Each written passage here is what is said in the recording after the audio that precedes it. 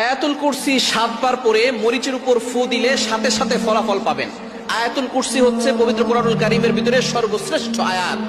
আয়াতের ভিতরে সর্বশ্রেষ্ঠ আয়াত হচ্ছে আয়াতুল কুরসি।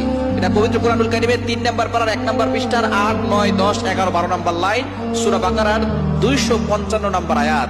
এই আয়াতের ভিতরে অনেক ফজিলত রয়েছে। এই আয়াতটি হচ্ছে জিনদের সবচেয়ে বড় মহা ঔষধ। অনেক সময় দেখবেন দুষ্ট জিনরা মানুষের উপরে আসর করে থাকে। এটা করে কি করে না? অনেক সময় বদনজর লেগে যায়, অনেক সময় ব্ল্যাক ম্যাজিক করে, জাদুটনা করে, কুফরি কালাম করে। এই কারণে কিন্তু মানুষ অসুস্থ হয়ে যায়। দিন দিন প্রত্যেকটা ঘরে ঘরে জাদুটনার সমস্যা বেড়ে যাচ্ছে, ব্ল্যাক ম্যাজিকের ছড়াছড়ি হচ্ছে।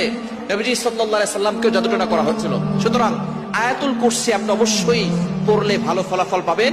এবং আয়াতুল কুরসি নবীজি সাল্লাল্লাহু আলাইহি সাল্লাম নিজে জানিয়ে দিয়েছেন, এটার দ্বারা শয়তান থেকে মুক্তি পাওয়া যায়। এবং আয়াতুল কুরসির অনেক ফজিলত রয়েছে। নবীজি সাল্লাল্লাহু আলাইহি ওয়াসাল্লাম জানিয়ে দিয়েছেন, যে ব্যক্তি 5 ওয়াক্ত নামাজের পরে একবার আয়াতুল কুরসি পড়বে, ওই ব্যক্তির শুধু মৃত্যুই বাকি থাকবে। মৃত্যু হওয়ার সাথে সাথে আল্লাহ তাকে জান্নাতের ব্যবস্থা করবেন। শুধু তাই নয়, নবীজি সাল্লাল্লাহু আলাইহি ওয়াসাল্লাম আরো জানিয়ে দিয়েছেন, ওয়ালা দাইফান, যে ব্যক্তি একবার আয়াতুল কুরসি পড়বে, আল্লাহ পাক রব্বুল আলামিন তার জন্য 70,000 ফেরেশতা নিযুক্ত করবে। এই 70,000 ফেরেশতা তাকে সব সময় প্রটেক্ট করবে, হেফাজত করবে। আপনি যখনই ঘর থেকে বের হবেন, আয়াতুল কুরসি পড়ে বের হবেন, 70,000 ফেরেশতা আপনাকে প্রটেক্ট করবে, হেফাজত করবে। দুনিয়ার কোনো শক্তি আপনাকে ক্ষতি করতে পারবে না। কোনো ভাইরাস বলেন, কোনো বিষাক্ত প্রাণী বলেন, কোনো মানুষ শয়তান বলেন, জিন শয়তান বলেন, সকল ধরনের শত্রু থেকে আল্লাহ আপনাকে হেফাজত করবেন।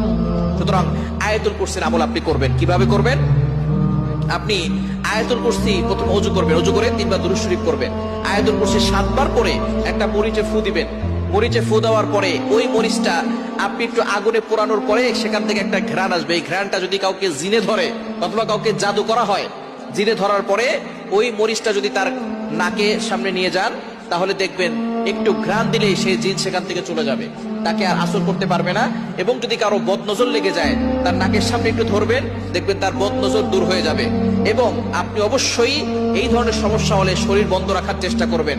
আয়াতুল কুরসি আর 4 কুল, সূরা কাফিরুন, সূরা ইখলাস, সূরা ফালাক, সূরা নাস, এই 4টা সূরা দিয়ে এবং আয়াতুল কুরসি পড়ে বুকে ফু দিবেন আর হাতে ফু দিয়ে পুরো শরীরে মাসাজ করবেন। শরীর বন্ধ থাকবে, দুনিয়ার কোনো শক্তি আপনাকে ক্ষতি করতে পারবে না। আল্লাহ আপনাকে হেফাজত করবে, দুনিয়ার কোনো শক্তি আপনাকে ক্ষতি করতে পারবে না। সুতরাং আয়াতুল কুরসির আমলটা করলে সকলে আপনারা উপকৃত হবেন ইনশাআল্লাহ।